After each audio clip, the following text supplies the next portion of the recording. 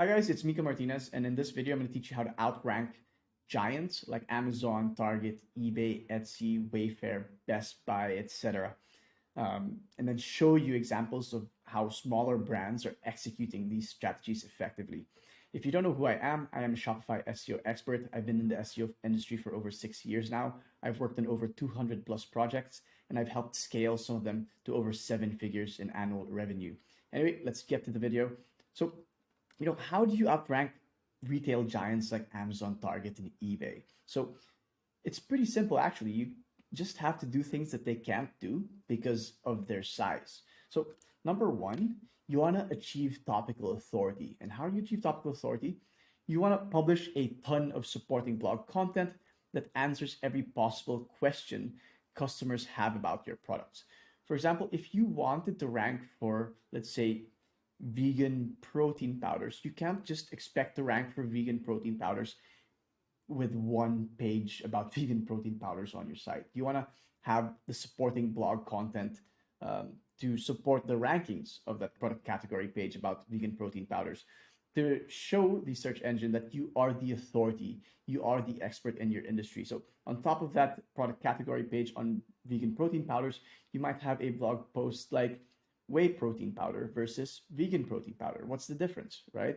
Or like, why vegan protein powders over whey protein powders? What are the different types of vegan protein powders? You have pea protein powders, you have brown rice protein powders, etc., etc.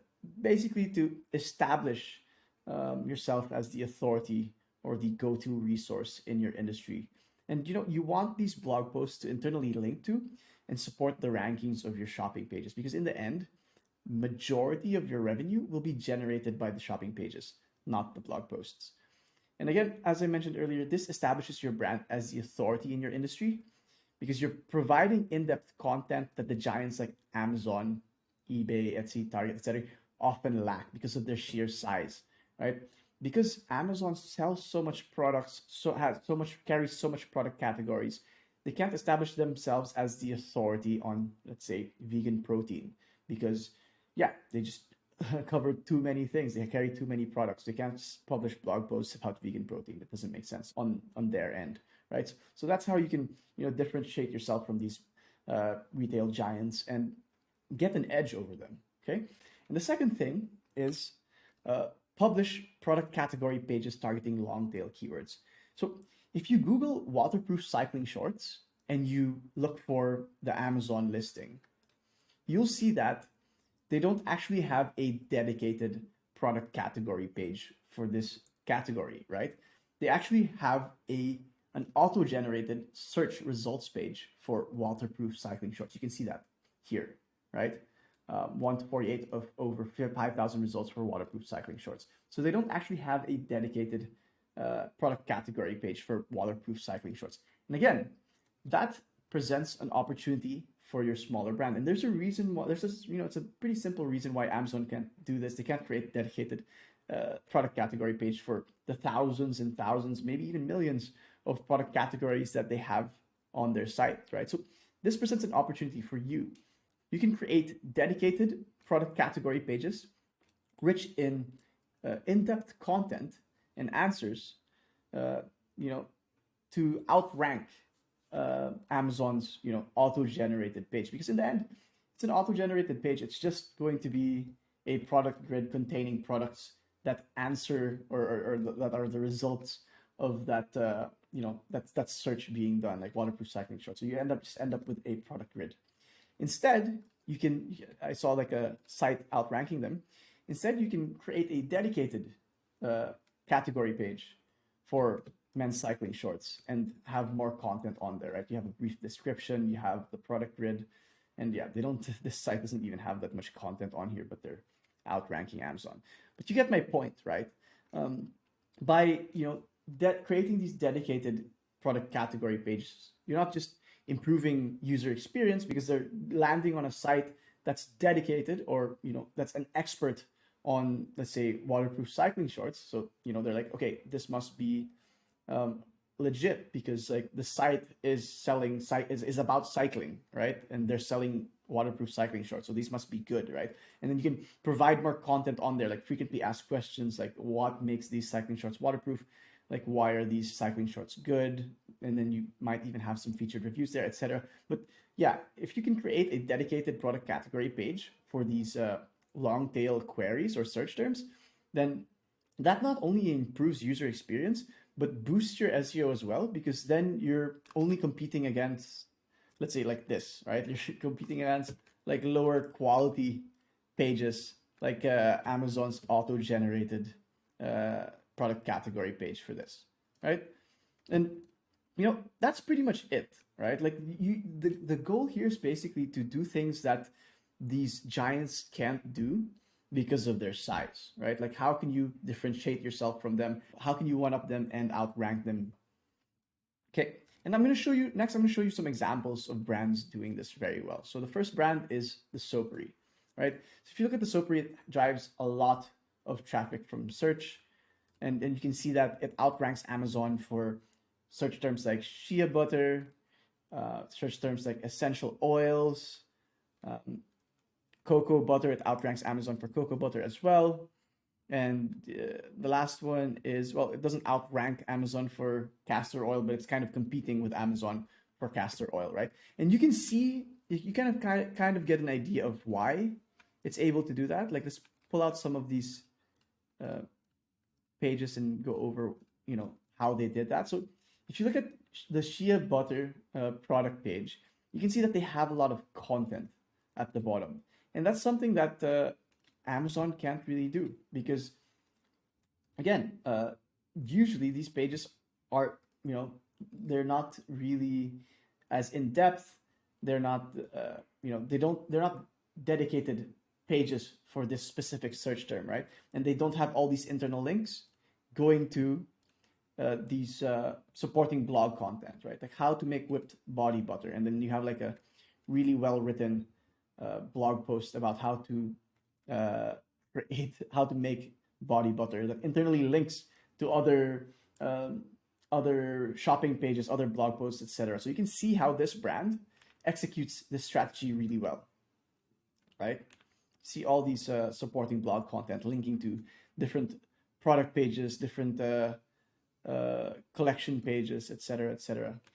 Right? So again, what they're trying to do here is achieve topical authority and try to rank for these longer tail variations of the search term by creating dedicated pages for them instead of like trying to rank an auto-generated search results page.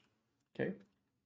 Next is Q for Quinn. Q for Quinn does the same thing, right? Like they've they've improved their SEO over the last year, and again, it's for like for example, like cotton bralette, right? Like Target's outranking them here, but they outrank Amazon, so they're competing against the large brands, and you can see why. Again, like they just have a dedicated product category page for organic cotton bra and bralette, and you can see that there's a lot of content on the page, right? 4 benefits of choosing 100% cotton bras.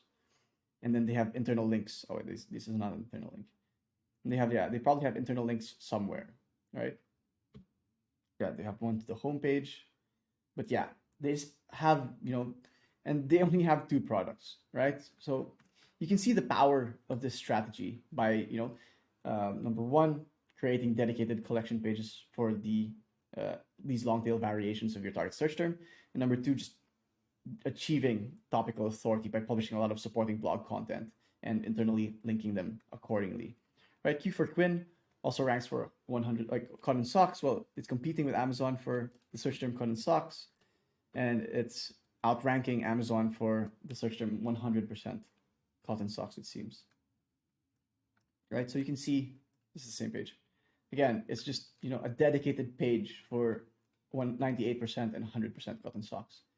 And then you have internal links to other collection pages, internal links to the dedicated collection page for kids, and just a lot more content on the page to really establish yourself as the expert or authority in your industry. And the last one I wanted to show you is just the power of, you know, how the power of the strategy for brands that are, just starting out. So Fair Pets, they relaunched their website earlier this year, and you can see how implementing a strategy like this can get you really good results very quickly, right? So they've gotten to over 3,000 organic visitors per month in, looks like, a little over 2 months, and they're outranking Amazon for the search term probiotic supplement, right? And you can kind of see why, right? So they have they have their product page that they want to rank, right? And then they have a lot of content on it, right? And not just the content, but they have a lot of supporting blog content around what you call this, uh, probiotics for dogs, which you should be able to see here. Yeah, they're ranking for a lot of these blog posts, right? 5 lick mat recipes, and they have internal links to their product pages, right? So they do this. They're executing this strategy really well, and then you can see how just the creating uh, you know optimized shopping pages and then publishing supporting blog content that internally link to and generate topical authority can get you very good results in the short run.